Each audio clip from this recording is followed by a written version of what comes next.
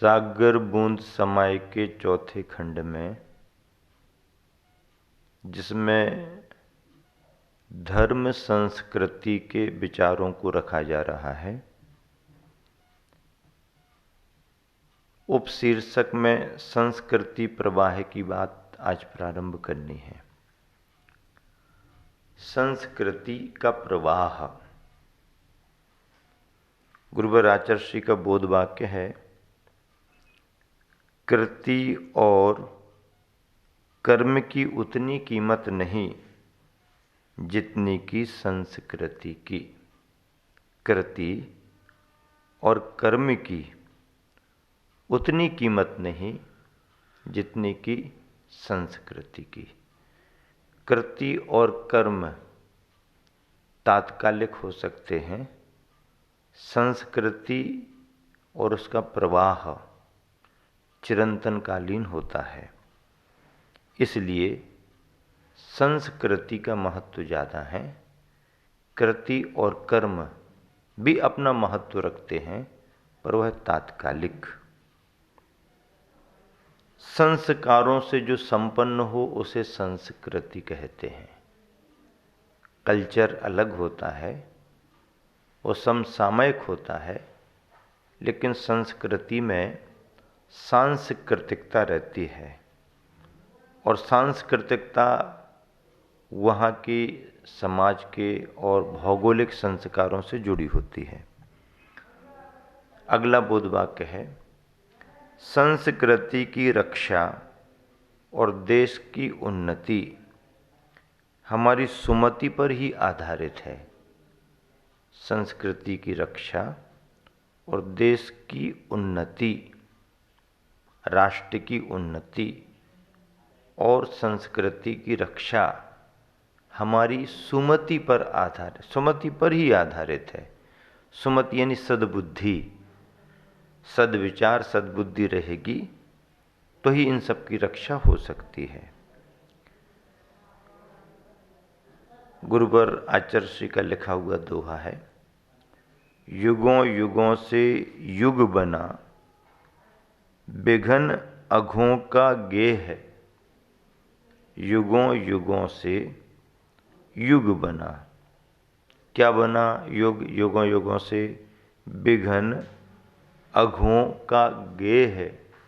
विघन बाधाएं, व्यवधान, अघ यानी पाप, इन सब का गेह यानी घर बना हुआ है।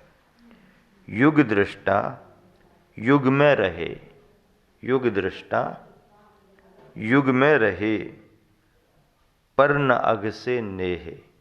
जो युग के दृष्टा हैं, जिन्हें हम महापुरुष कहते हैं, महानायक कहते हैं, ऐसे महापुरुष महानायक युग दृष्टा युग में रहे, पर न अघ से नेह।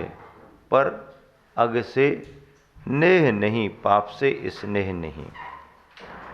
अगला बोध वाक्य है, प्रकृति की रक्षा करने पर ही संस्कृति की रक्षा संभव है। क्या कहा गुरुवर ने? प्रकृति की रक्षा करने पर ही संस्कृति की रक्षा संभव है। प्रकृति क्या है?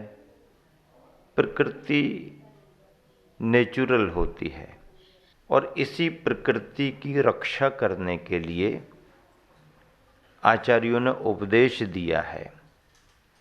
प्रकृति की रक्षा करने पर ही संस्कृति की रक्षा संभव है। हम संस्कृति की रक्षा तो करना चाहें और प्रकृति के विरुद्ध होते जाएं, पर्यावरण को क्षति पहुंचाते जाएं, और हम चाहें कि हम संस्कृति की रक्षा करें, संभव नहीं है। मानव स्वयं अपनी की प्रकृति के विरुद्ध काम करने लगे, अपनी प्रकृति के विरुद्ध चलने लगे, और फिर चाहे कि हम संस्कृति की रक्षा करें तो वह भी संभव नहीं। प्रकृति प्रकृति ही है। गर्मी के समय गर्मी पड़ेगी, सर्दी के समय सर्दी पड़ेगी, बरसात के समय बारिश आएगी। हम चाहें कि गर्मी सर्दी बरसात ना आए, संभव नहीं है। वो आएगी, अपने समय पर आएगी। यदि हमने उससे छेड़छाड़ की तो प्रकुपित होती है, विरुद्ध जाती है। इसलिए प्रकृति के विरुद्ध कोई काम नहीं करना चाहिए। किसान बीज बोकर के जमीन से अन्न निकालता है।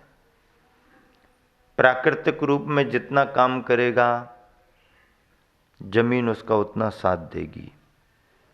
प्रकृति के विरुद्ध जाकर के किसान यदि जमीन से काम लेता है तो जमीन भी फिर कार्य करना बंद कर देती है। जमीन का भी अत्यधिक दोहन नहीं होना चाहिए। जितनी उसकी क्षमता है उतना ही उससे काम लेना चाहिए। लोभ के भाव से किसान कई बार ज़्यादा फसलें निकालने के नाम पर अपनी जमीन के विरुद्ध काम करता है। वो प्रकृति के विरुद्ध माना जाता है। जमीन के अंदर से भी अत्यधिक पानी नहीं निकालना चाहिए। जितना आवश्यक है उतना ही पानी निकालना चाहिए, क्योंकि जमीन के अंदर से पानी बहुत निकालें और अनावश्यक उसका अपव्यय करें, बर्बाद करें, यह भी बहुत बड़ा अपराध माना जाता है। जल का संरक्षण होना चाहिए। फिर दूसरी बात है, आज के समय में पूरी दुनिया में जमीन के अंदर से जितना जल निकाला जा रहा है उतना जल जमीन के अंदर जा नहीं पा रहा है। कारण क्या है? कारण ये है कि सभी जगह कंक्रीट, सीमेंट, डामरीकरण, फर्श, पानी अंदर नहीं जाना चाहिए। अब सब जगह ऐसा कर देंगे तो हमारे उपयोग का पानी भी बह करके आगे निकल जाएगा और बारिश का पानी भी बह करके निकल जाएगा। अंदर जमीन में पानी नहीं जाएगा तो धीरे धीरे पानी का स्रोत खत्म होने लगेगा। पानी बह बह करके समुद्रों की ओर चला जाएगा। जमीन में सूखापन, रूखापन आ जाएगा। इसके लिए चाहिए कि पानी जमीन के अंदर जाए। पानी जमीन के अंदर तब जाता है जब उसमें कच्चापन हो। जमीन पर बहुत अत्यधिक पक्कापन कर दिया जाए, सीमेंटेड कर दिया जाए, डामरीकरण कर दिया जाए या फिर फर्श लगा दिए जाएं, तो पानी बह जाता है, अंदर जमीन में जाता नहीं। इसलिए जमीन के अंदर पानी जाए ऐसे उपाय भी करना चाहिए। अपने गांव में, अपने घरों के आसपास कुछ ऐसी जगह बनानी चाहिए जिन गड्ढों से पानी अंदर जाए, जिन छिद्रों से पानी अंदर जाए। पानी जितना अंदर जाएगा जमीन में, जमीन उतना पानी तुम्हारे लिए देगी। जमीन से उतना ही पानी निकालना चाहिए जितना आवश्यक है। अनावश्यक पानी निकाल करके अनावश्यक तरीके से पानी को बर्बाद करना, व्यर्थ बहा देना, यह प्रकृति के विरुद्ध काम है। पेड़ पौधे, वनस्पतियाँ, बाग बगीचे, फल सब्जियाँ, जहाँ जो जितनी आवश्यकता है उतना ही, अपव्यय से बचें। प्रकृति के विरुद्ध कोई काम ना करें, तभी हम अपनी संस्कृति की रक्षा कर पाएंगे। अपना शरीर भी प्रकृति में ढला हुआ शरीर है और इस शरीर को भी प्रकृति के मुताबिक ढालना चाहिए। इसमें सर्दी गर्मी सहन करने की क्षमता है। इसमें बिन भोजन के भी कुछ दिन तक रहने की क्षमता है, लेकिन हम इस प्रकृति से विरुद्ध होकर के सारे काम करते हैं, अपनी शरीर की शारीरिक क्षमताओं को दबा देते हैं और अत्यधिक इस शरीर को सुविधाएं देकर के इस शरीर को प्रकृति विरुद्ध बनाते हैं। गुरुवर आचार्य श्री कह रहे हैं, प्रकृति की रक्षा करने पर ही संस्कृति की रक्षा संभव है। भारतीय संस्कृति एवं मानवता को आज सिंहों से नहीं, नर सिंहों से ज्यादा खतरा है। क्या क्या कह रहे आचार्य श्री? भारतीय संस्कृति एवं मानवता को, भारतीय संस्कृति को एवं मानवता को सिंहों से नहीं, जंगल में रहने वाले शेरों से नहीं, नर सिंहों से यानी मनुष्यों से ज्यादा खतरा है। अर्थ के विकास में अनर्थ ना हो। क्या?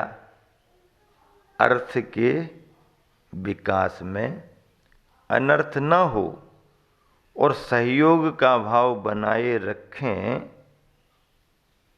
यही तो हमारी संस्कृति है। अर्थ के विकास में अनर्थ ना हो और सहयोग का भाव बनाए रखें, यही तो हमारी संस्कृति है। सहयोगी भाव होना बहुत जरूरी। और अर्थ के विकास में, अर्थ का विकास तो करें, लेकिन अनर्थ के रास्ते से बचें। अनर्थ ठीक नहीं है।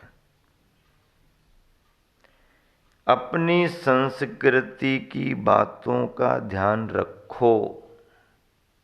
अपनी संस्कृति की बातों का ध्यान रखो। हम जैन हैं, अतः जैन होने के नाते अपनी प्रवृत्तियों को संयमित रखना चाहिए। हम जैन हैं, अतः जैन होने के नाते अपनी प्रवृत्तियों को संयमित रखना चाहिए। गांधी जी जब पढ़ने के लिए विदेश जाने को हुए तो परिवार में बात चली और बात उनकी माता तक पहुंच गई। माँ ने भी सहमति दे दी कि ठीक है, बड़ी पढ़ाई करना है, आगे की पढ़ाई करना है तो चले जाओ। लेकिन माँ जानती थी कि भारतीय परंपराओं में, यहाँ की पारिवारिक और सामाजिक व्यवस्थाओं में और विदेशों की व्यवस्थाओं में बड़ा फर्क है। विदेशों में सामाजिक स्वरूप नगण्य है, पारिवारिक व्यवस्थाएं भी मर्जी पर हैं तो हैं, नहीं है तो कोई बंधन भी नहीं है। लेकिन भारतीय संस्कृति में ऐसा नहीं है। यहाँ पर पारिवारिक व्यवस्थाएं हैं, उनके बंधन हैं। यहाँ पर सामाजिक व्यवस्थाएं हैं, उनके दायित्व भी हैं। मैं जानती थी, तो गांधी जी को कहा कि जा रहे हो तो ठीक है, पर इतना ध्यान रखना कि अपने भोजन करने संबंधी शाकाहार के व्रत को नहीं छोड़ना।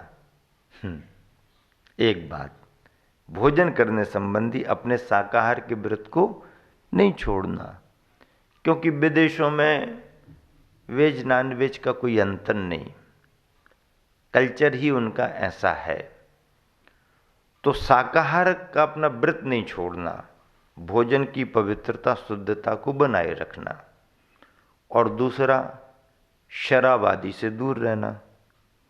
शराब आदि से दूर रखने की बात भी बहुत अच्छी रही और शाकाहार व्रत की बात भी कर दी। इन दोनों बातों ने ही और इनसे जुड़ी हुई कुछ और बातों ने गांधी जी को गांधी जी बनाए रखा। यदि ये बात छूट जाती तो गांधी जी नाम के गांधी जी रह जाते, फिर भारत के लिए काम के गांधी नहीं रह पाते। विदेशियों ने बहुत प्रयास भी किया कि ये गांधी बहुत जागरूक व्यक्ति है, कर्मठ है, ये अपने देश को आज़ाद कराने की विचारधारा रखता है, देश में जागरूकता पैदा करने की क्षमता रखता है, यहाँ अपने यहाँ आ गया है, क्यों ना हो अपने ही देश का असर इस पर डाल दो तो बात खत्म हो जाएगी।